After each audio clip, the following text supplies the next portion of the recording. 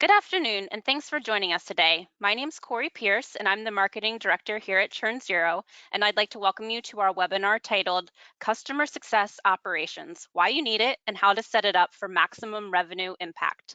Before we get started, I'd like to remind you that we are recording this session, and a link to the recording will be available 24 hours after this webinar.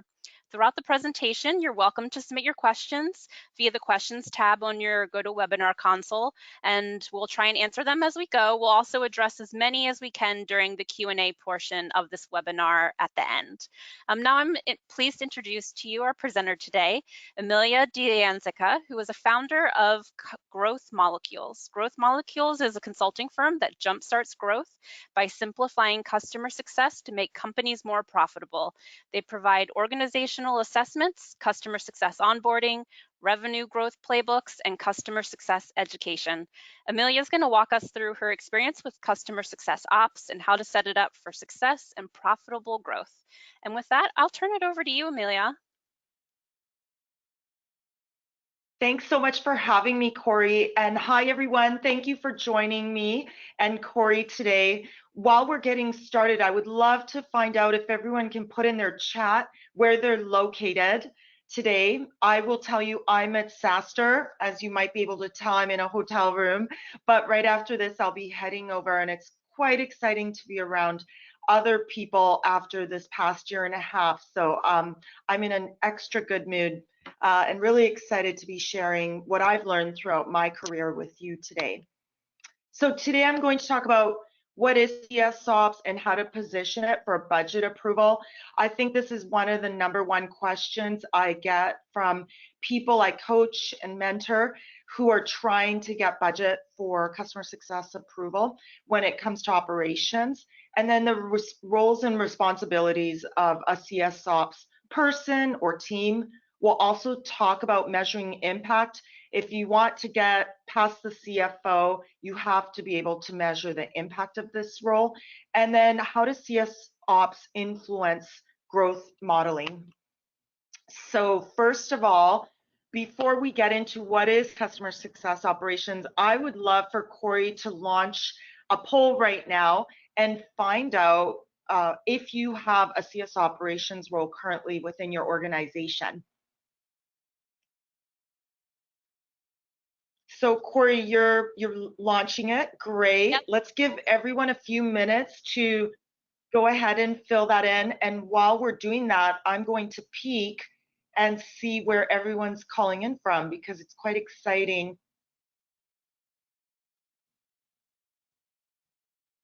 All right, we're getting some answers in.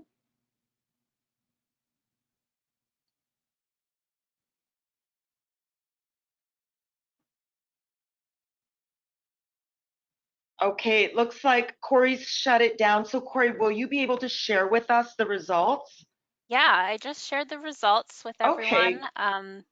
So it looks like the highest group was that 46% have a formal CS ops team or manager, which is kind of surprising to me. I don't know what is your experience with that? I would agree. Actually, when I was at some of my previous companies, just the idea of operations just was unheard of, and trying to get budget for it, or budget that you could actually hire people who knew what they were doing with the data, was very hard. And so this is not only refreshing to see, but it really shows that companies are moving in the right direction when it comes to enabling customer success. So what is it, first of all? Like I mentioned, it is to enable. And while there are enablement managers out there, and I do believe sometimes they may fall under operations and sometimes they may be their own department, I do believe that CS operations really enables your team. And it's not just success, it can encompass support, technical account managers, anyone who is customer facing. Operations can have a big impact on them. As well, streamlining best practices. All too often when I work with clients and I'm listening to their call recordings of their customer success managers, CSMs are saying the same thing in very different ways. but often how you convey that message will have very different impacts on your customers. So it's really important to have operations be part of that. How do we streamline the best practices of not only playbooks and things you think of when you think of customer success, but enabling your team to have the conversations they need in a way that will impact their customers in a positive way. And that is when customer success managers can educate, can really help work with the enablement team to make sure that all these practices are streamlined and in a place that are easily accessible to the entire team. And then I believe potentially most important is data-driven decision making. While sentiment is so important, and when I build health scores for clients, I absolutely believe sentiment is an important part of health scores and relationship scores. Data is really important too. It is very persuasive when you're talking to executives. And so another reason why having an operations manager is critical. And I'll just add one more thing before we move on to getting that approval.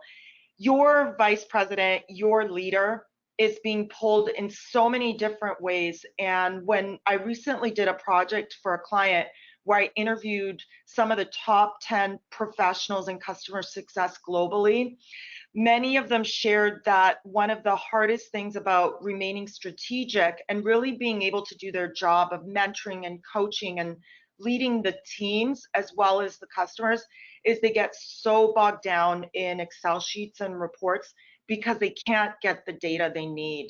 So that's yet another reason for operations. So positioning it for approval.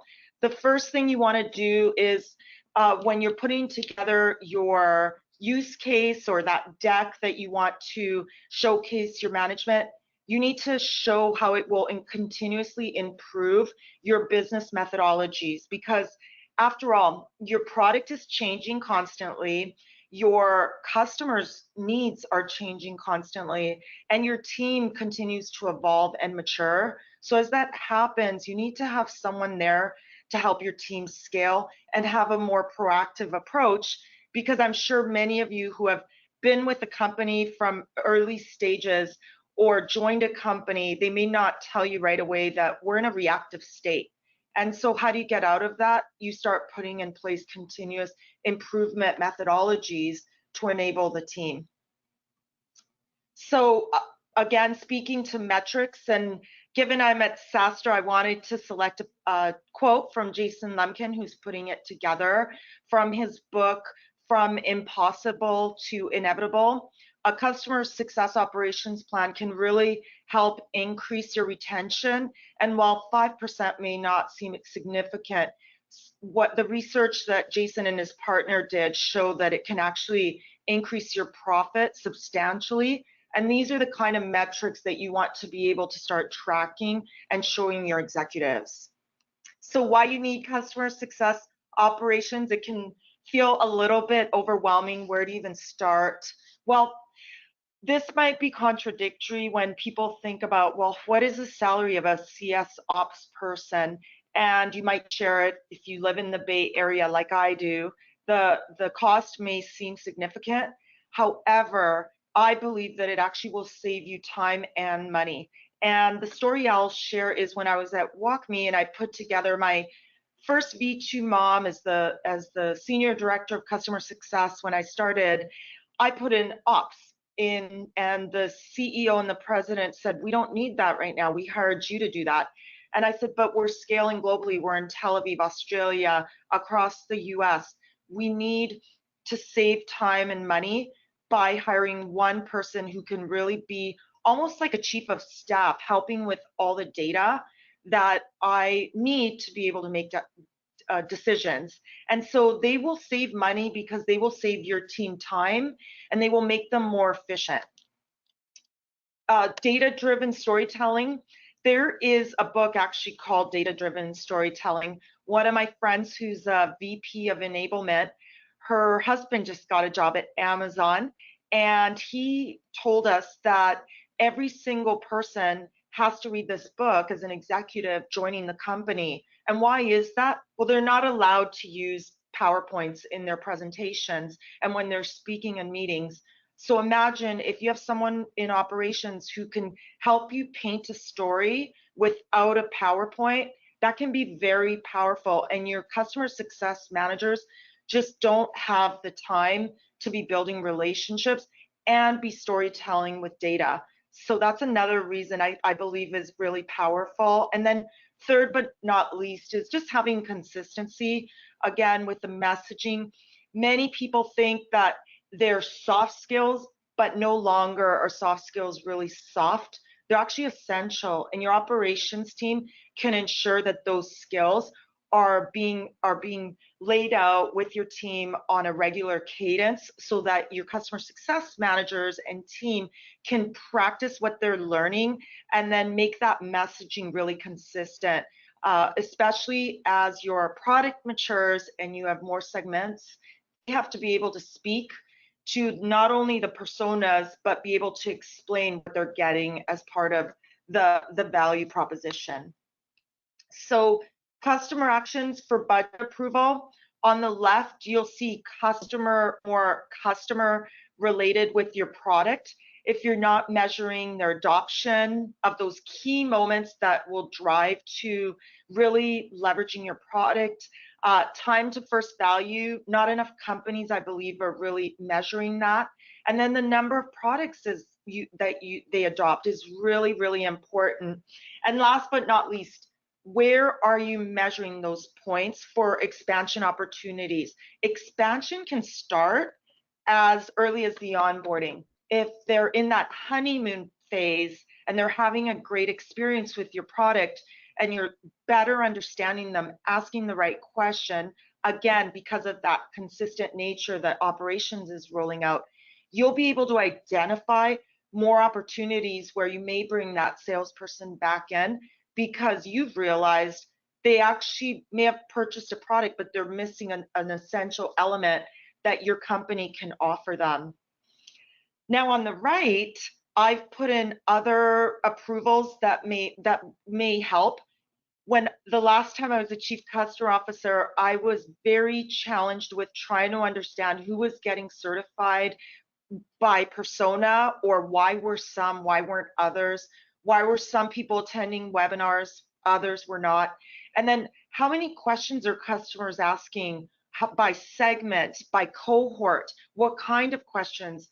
How do we look at that information in a way that's digestible? I've looked at tags that people put in their support system, and one company I worked with had over 1,000. That is not scalable, and that is very hard to really understand the customer actions. And so that's where operations can really help not only bring in your customer data, but your support data and marry it together to, again, give a story to your leadership so that they can make better decisions. Responsibilities of customer success operations, depending on how mature your company is, will determine this. I believe that the operations leader is truly a hero that will give you insights that are really data driven. And it's just really important to think about the operations team as not doing grunt work, but they're actually your best friend.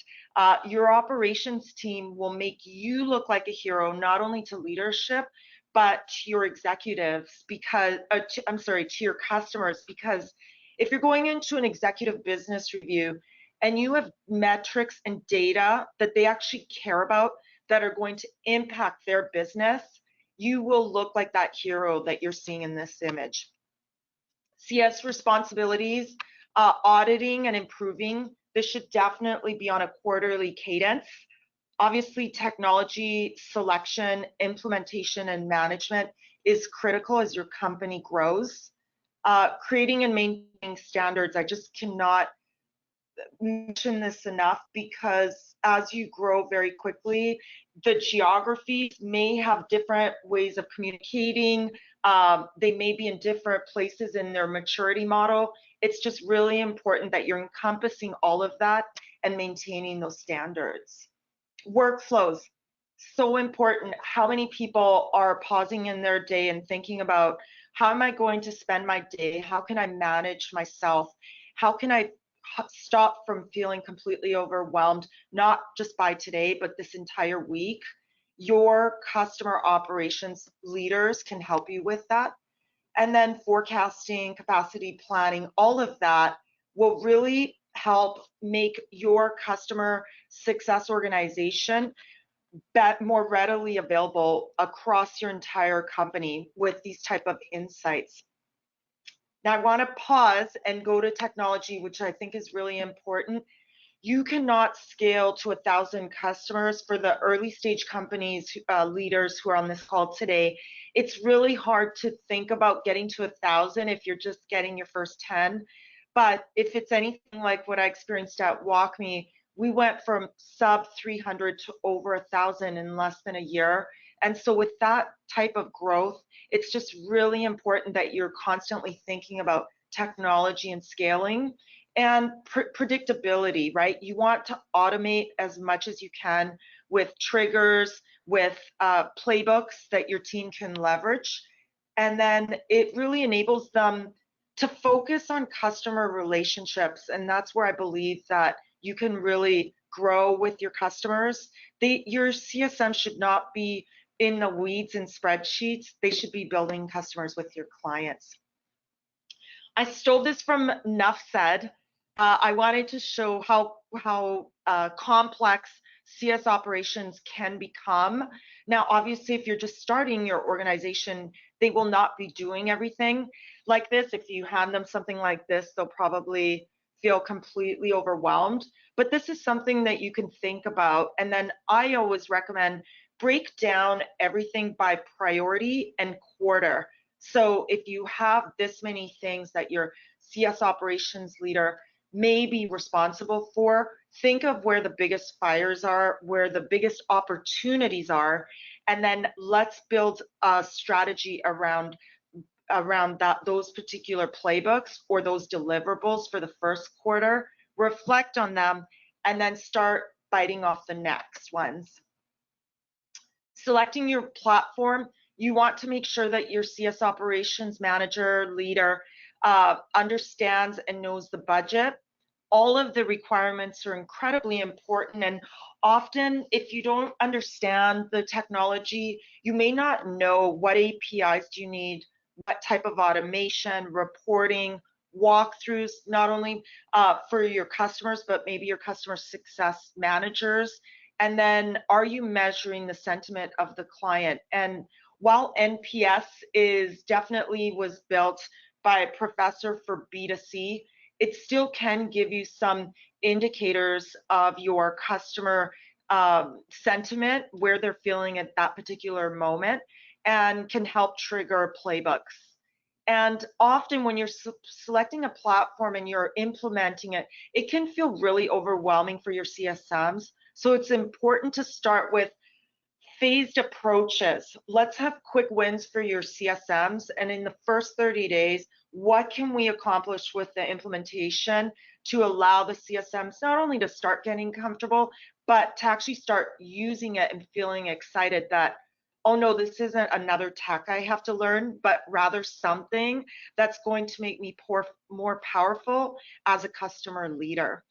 And then who will manage the platform? It's great if you hire a consulting firm to implement a customer success platform, but then what happens afterwards? You need someone to continuously keep a pulse on it, to make changes as your company and your customers grow.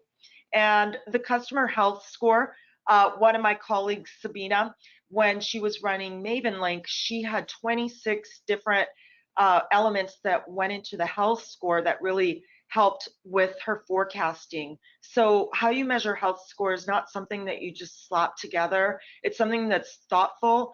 It's iterative over time, over quarter. You want to be thinking about, does this health score still make sense now that our clients are maturing and so is our product?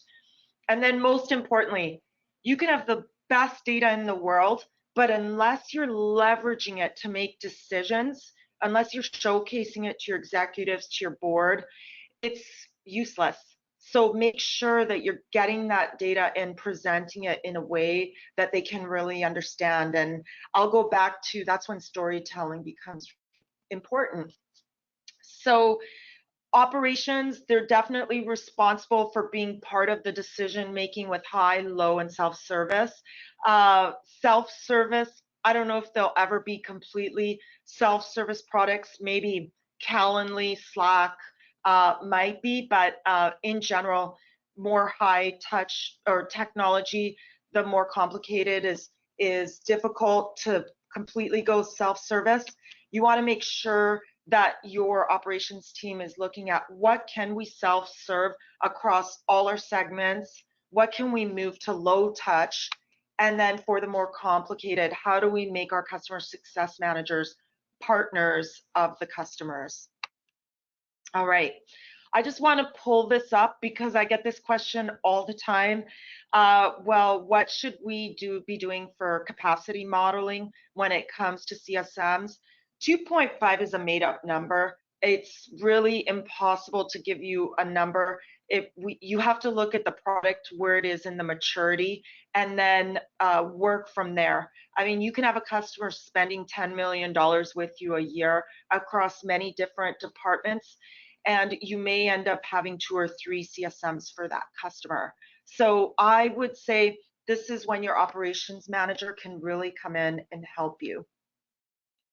How do you measure impact of a operations manager?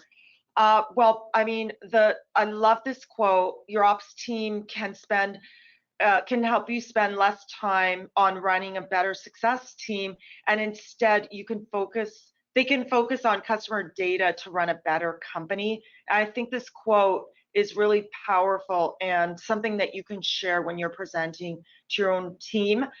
You'll see here, I pulled this off Churn Zero's website, but it's very easy to understand the metrics that I'm looking at as a CSM or as a leader. Actually, this is a leader's dashboard of the top 5 customers managed by a CSM. So more metrics. I love David Scott. For any of you who don't follow him, he's an amazing entrepreneur and writer.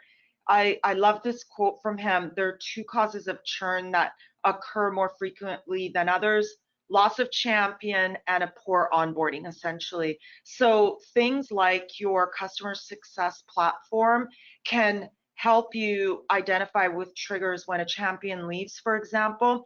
Of course, you want to be educating when you're onboarding your CSMs. When you have a new champion, make sure you connect with them on LinkedIn. You should be connect with all of them on LinkedIn so that you start building those relationships and you can start following them. And then your operations team can really help with onboarding your customers. There's another author who wrote the book, The First 100 Days. And the first 100 days he argues, is one of the places where you will lose the majority of your customers if they have a poor onboarding experience. So really important, operations, if they have to start with somewhere on the customer journey, make sure they start there and make sure they're measuring that journey. There's so many measurements that your customer success operations managers can be responsible for, but you want to make sure they have reports that are visible to the company. You want to be reporting on them in your all hands, of course. These reports will help you break down silos. They'll help you build your playbooks to get a full view of the customer experience and journey. They will help uncover areas where your CSMs are just not being efficient. And they may not be doing anything wrong, but they need to be surfaced, these challenges first, and then you can address them. This year with COVID, so many companies are going through change management. We've even developed some workshops around change management for organizations, really rethinking how are we doing customer success. The pandemic allowed them to give this reflection because they realized, wow, our customers are more valuable than ever, and we need to hold on to them. So really putting change in process to better service the customer requires change management. There's a reason why it's a multi-billion dollar industry. And so you can really measure the impact. Did your CSMs, did their morale boost with the change? Was there fear? Are they improving the customer experience? Is the NPS going up? Are the CSAT numbers going up? Those kind of things your operations team can help measure. And then just things like deploying and managing CS technology without someone dedicated. I've just been in part of too many experiences where the implementation was poorly done, and then the customer success platform is blamed for not doing what they thought it would do. And actually, there's nothing wrong with the CS platform, but rather how it was implemented. And I think one that's really important is your brand integrity. Operations can really be responsible, just like when I was at WalkMe, operations was responsible for looking at how customers were deploying the WalkMe walkthroughs and making sure that they were being deployed in a way that kept our own brand integrity. So the coloring, the sizing, all of those things, we were able to start looking at a broader scale thanks to our operations team. All right, one more stat I think before we'll take some questions, but 80% of companies believe they're delivering a superior experience to their customers, yet when they're surveyed, about 8% agree. And so when you get so far in the weeds and things as a leader, you sometimes forget to take a step back and look at that customer journey and measure those moments that matter, and then understand why are 92% of your customers don't believe that you're delivering an exceptional experience. Being able to step back and work with operations to build that playbook, that journey, is incredibly powerful to get these type of numbers up. So with that, let's talk about strategy. I love this quote from Tomas Tungs. I hope I'm saying his name right, from Redpoint. New bookings from customer success will exceed new bookings from the sales team. It's kind of exciting. I think of companies like there's this company who spoke at SaaStr the last time it was live, RingCentral, and they talked about how much growth was coming from their customers, and this is happening right now. Even I'll mention Sabina again when she was at MavenLink. Her revenue that she was managing from the customers was either close to or started exceeding the sales team revenue. So these are really powerful stats for you to think about and why operations can help. Of course, data needs to be part of the strategy. Operations can help motivate, can help with stretch goals. All too often, we're so obsessed with the KPIs and OKRs. What about putting some stretch goals out there? What happens if you do meet them? How do you celebrate? So getting CS involved in that can be powerful. Data modeling, trends of your customer behavior, and then actually analyzing it. Customer success leaders just don't have enough time in the day to be able to do all of this modeling and really looking at the behavior, where there are outliers, where the trend's going quarter over quarter, month over month. That's what your CS operations can help influence. And then, of course, forecasting. Forecasting is so incredibly important. Being able to look at your health scores, your team capacity, your ARR, where is it going? Why? Looking at those numbers in your health score. And I stole this from one of my colleagues. They turned their early churn list, obviously not public. They called that report the health score hit list. They wanted to make sure that they hit every single customer to ensure that they were successful. All right, so to wrap up, you don't expect, and this is from me, coming from me, no one else, you don't expect your sales managers to do sales operations, right? Your account executives who are selling your products are not in the admin section of your Salesforce setting it up. So why are you asking CSMs to also be CS ops for your team? If you really want to enable your customers and enable your CSMs to build those relationships that matter, invest in an operations person for your customer success team. They will really allow the team not to get lost in the back end tedious tasks that honestly can lead to real burnout. And if any of you are CSMs, I'm sure many of you are or have been. I was a CSM for 6 years. It's just a really challenging job, and just being able to take some of the tedious work away and being able to have a more proactive approach allows just for so much better conversations and better questions to uncover opportunities for growth. So with that, I'd love for all of you to think about one action that you can take away from today's presentation to apply to your own company. And if we had time, we'd go around the room. I always love hearing the answers for people. You're welcome to put them in the chat. And then I'd love to take any questions that people have been adding. Awesome. Thank you so much, Amelia, for that presentation. We have had questions come in, and I'd like to invite the rest of the audience to take this time and to go ahead and submit their questions, and we'll get to as many as we can.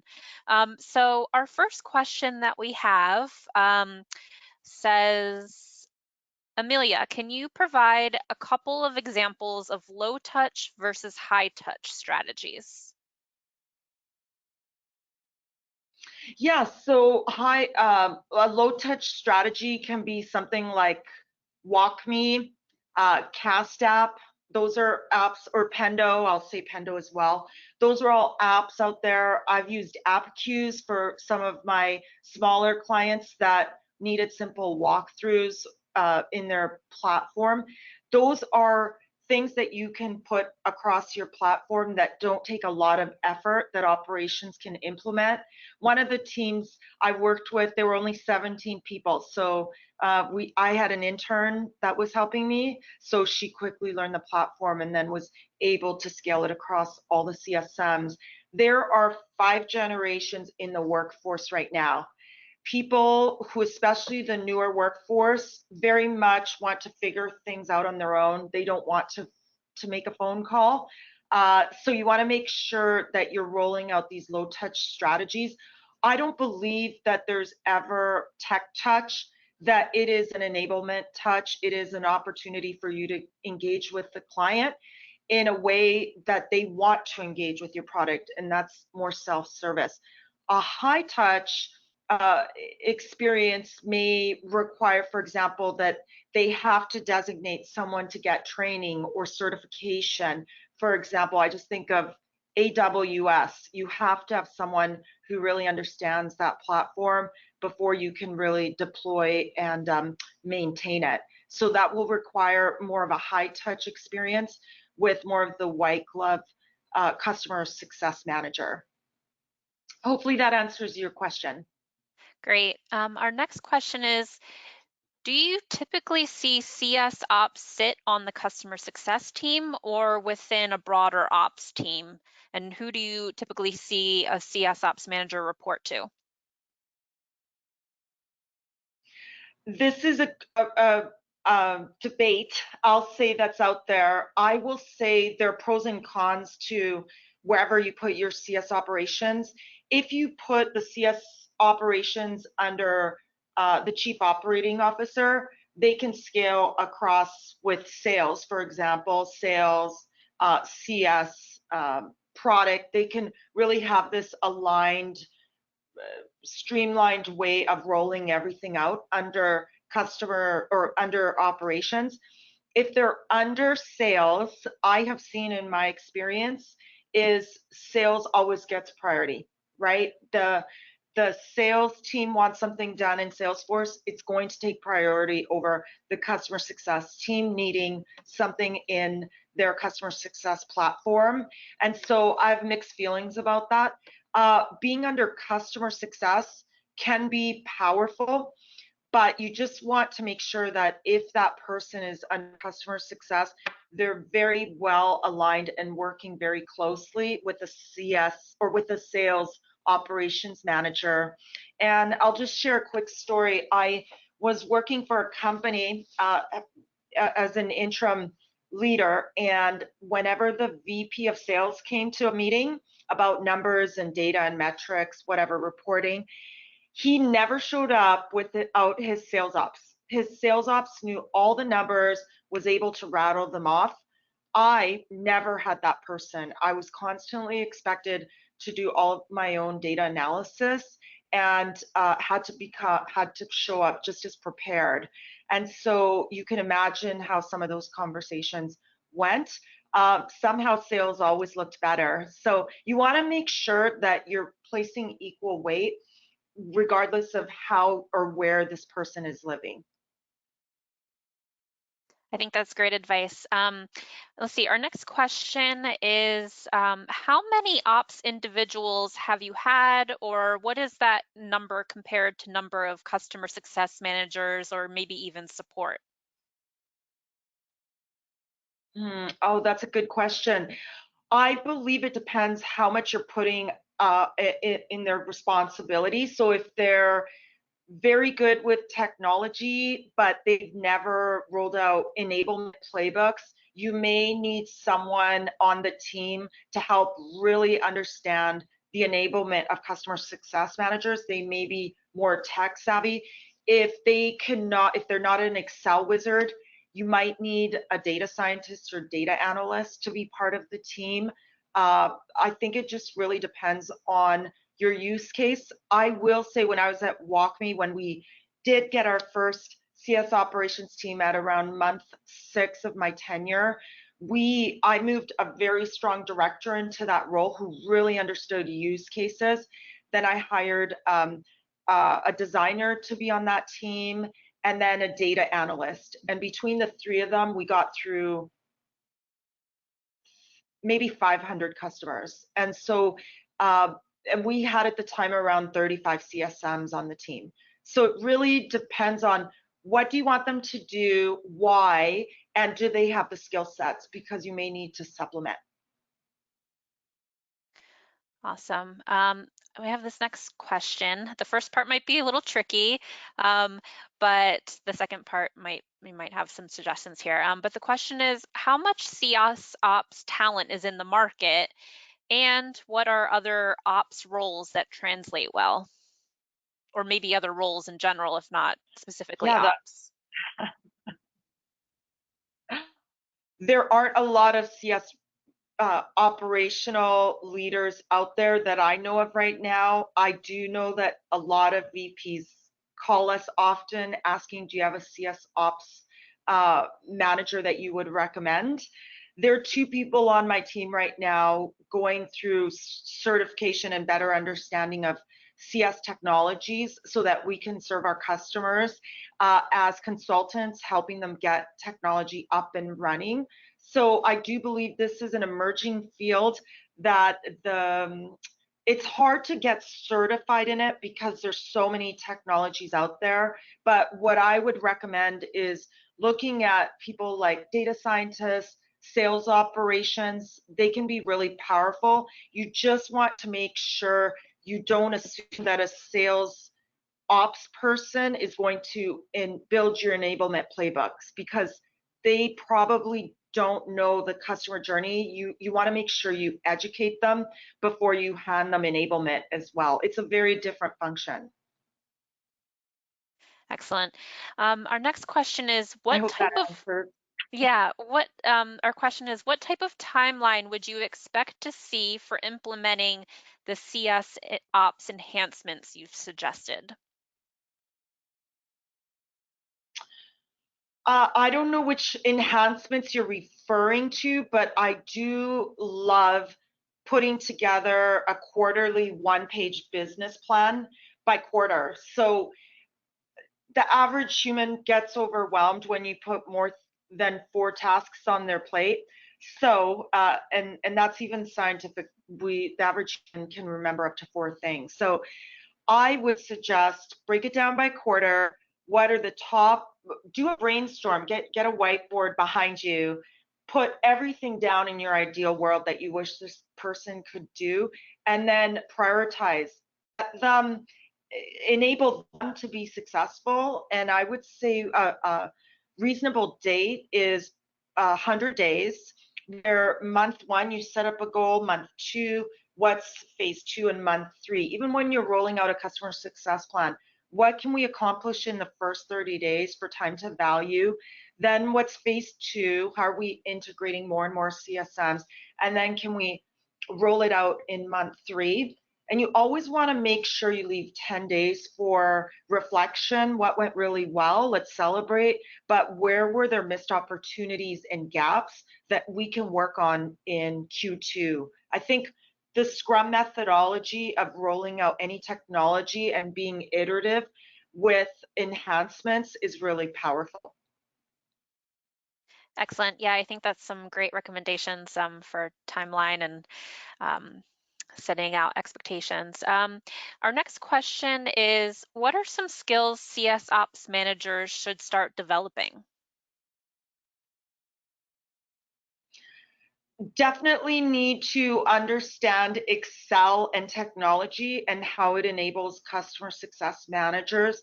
I also believe, and someone on my team just finished working with one of our clients, and so I got to know the head of operations. He has a title of head of operations and strategy, and I don't believe you can really lead strategy and operations unless you really understand not only the technical piece, so your CRM, your CSP, outreach, whatever it is that the company's using, but also understanding the human element, your CSMs, and understanding your customers, the personas. Because how can you possibly do capacity planning or building playbooks or even maintaining them in a CS platform? How can you give recommendations if you don't put yourself in the customer's shoes or you don't put yourself in the customer success manager's shoes? And that's why I believe the person that I moved from a director role in CS into the CS ops, he was super technical, great with numbers, but also had been a CSM, had built the platform, had used the platform well, was certified, and really understood the use cases. He was exceptional. Today, he's a VP at a company as well. And all of those operational skills are things that you can develop with time, but you have to put yourself in the customers and the CSM shoes to really be successful in that role. Great. Those are some great skill suggestions. Our next question is, what is the right time to start integrating a customer success software into your tech stack, and what might be some KPIs to drive this decision? Definitely, if you're in a I'll answer the second one first. If you're in a firefighting mode and you're serving your customers with just sentiment, it's probably time to get a technology to enable your CSMs. I've interviewed someone yesterday for a role for a client, and she's using a customer success platform.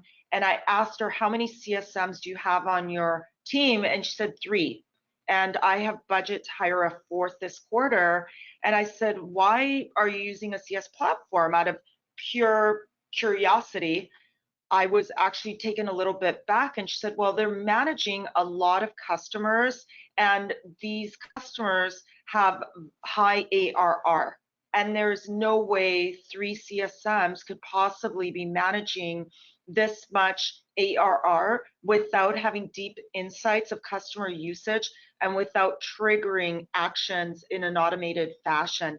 So my answer is, you can have as few as 3 people where you're really leveraging the platform to guide your customer conversations and automation.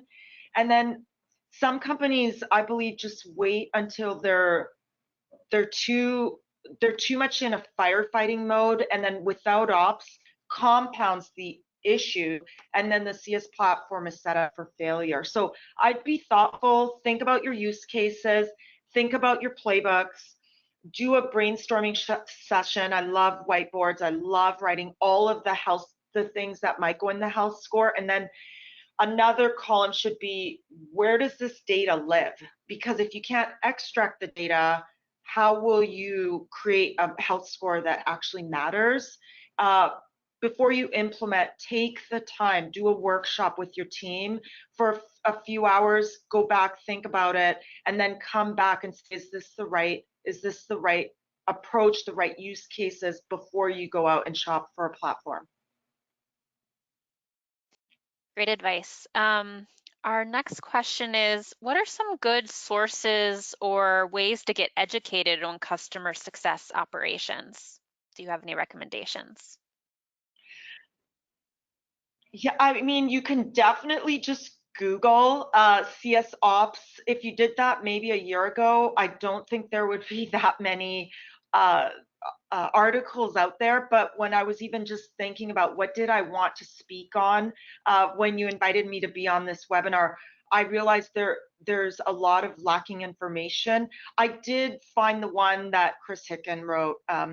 From Nuff Said, really valuable, probably the most robust white paper, we'll call it, on CS operations. There just hasn't been a lot written on it. There are CS ops Slack channels, and then there are CS ops LinkedIn groups. So I would search for those and join them. Someone recently invited me to an enablement squad on Slack, which I'm finding quite interesting, and hopefully that's helpful. I think that is. Thank you. Our next question is, do you see customer success manager training falling within customer success ops, similar to sales enablement, or is that a different type of role that isn't usually under CS ops?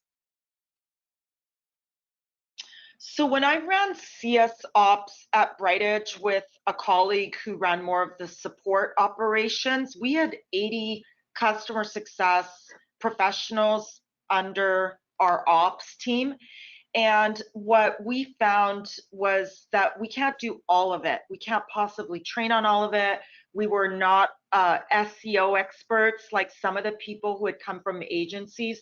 So every Monday, while I was responsible for the education series at 8 a.m., I was not responsible for all the content. And so it really gave every single person on the team an opportunity to shine, practice their public speaking skills, do research and share ideas. And then that 30 minutes, while it was only 30 minutes, it got people excited about learning a new skill. And then the other thing I was responsible for was testing.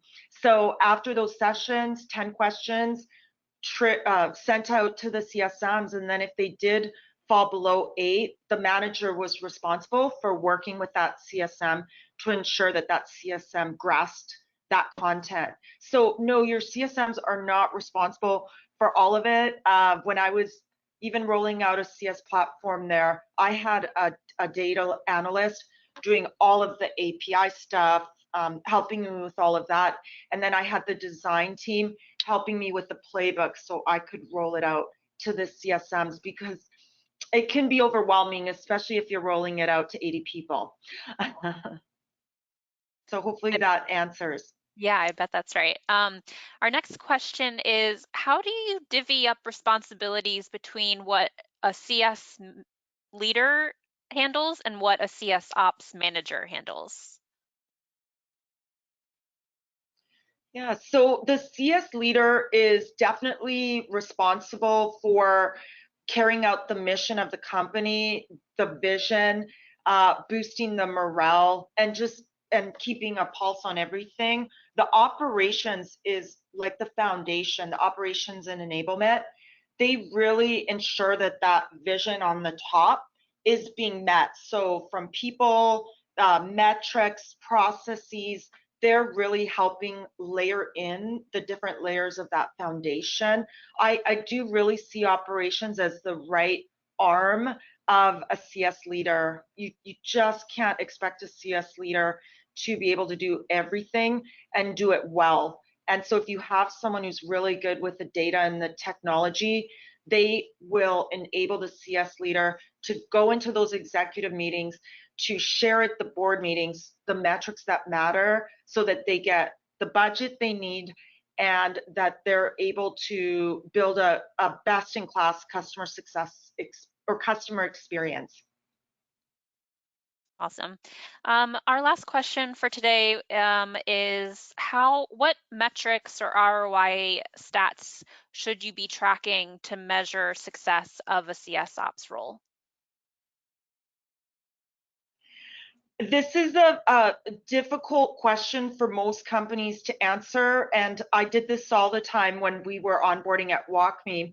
The CSMs responsible for onboarding customers would ask, how much time are you wasting on support, or how much money are you wasting per support call, or how much time would you like to gain to make this a successful implementation? So what I'm trying to say is you have to have some sort of foundation, and sometimes that will require a brainstorming session with your CSMs, looking at their calendars, seeing how much time they're wasting on things that could be automated, and then doing a comparison of what can that CS operations person handle or take off their plate by automating a lot of it. So things like AI intelligence, we have Chorus and Gong out there.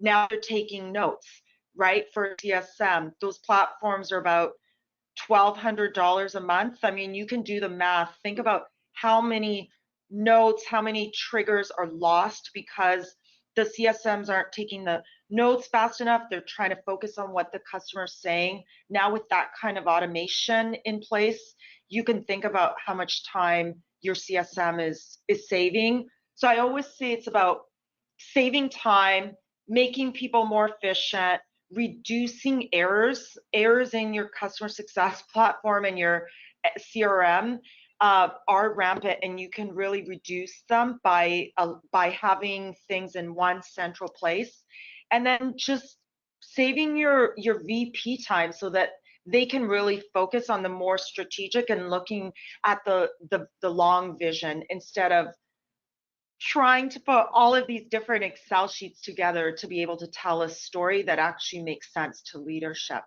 That's what I would be looking at: time and effort. How can you make people more efficient? Awesome. Yeah, I think that makes sense in doing that math to, make the case and then also to prove the ROI piece there.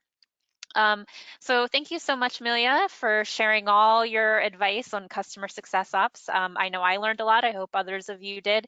And I just wanted to remind everyone that we were recording this session, so we will be sending out a follow-up email tomorrow with a link to the recording and a PDF of the slides. Also, at the end of this webcast, you'll see a survey pop up, and I'd appreciate it if you would just take a minute before logging off to complete the survey just to provide your feedback for this webinar, so we can take that into consideration for other thought leadership webinars coming up in the future.